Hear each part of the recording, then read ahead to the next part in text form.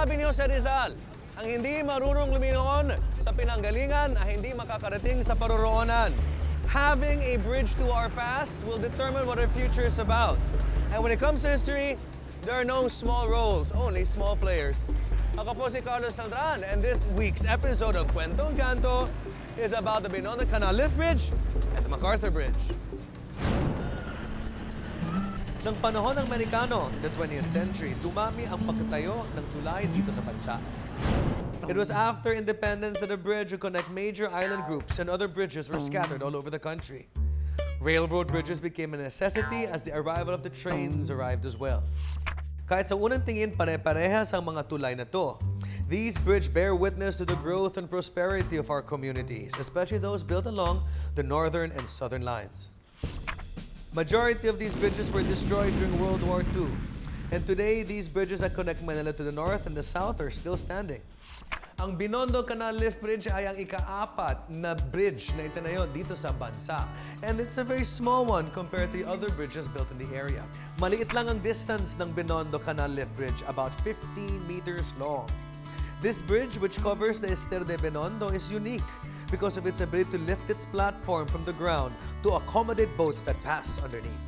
Ito ay inaugurated ng 1913 and was the only one of its kind in the country.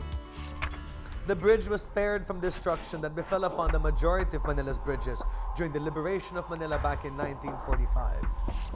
Until recently, the lift bridge of the Estero de Binondo was the only link between the banks of the Estero along Calle das Marinas.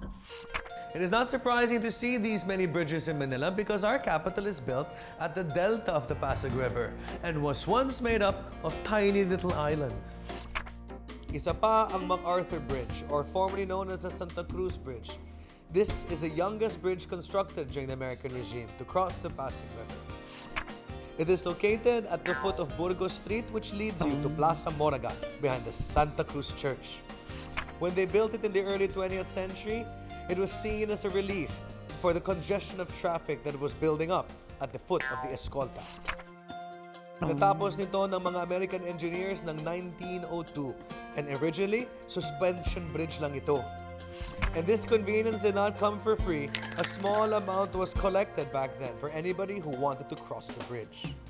At the end of the Second World War, the Santa Cruz Bridge was destroyed and was rebuilt in 1950 and completed in 1951 and named after General Douglas MacArthur, which is the name that still keeps until today. So as we can see, kahit malaki man ang bridge o kahit maliit, when it comes to telling a good tale, size never matters. Ako si Carlos Celdran, and I'll see you in the next episode of Kwentong Kanto.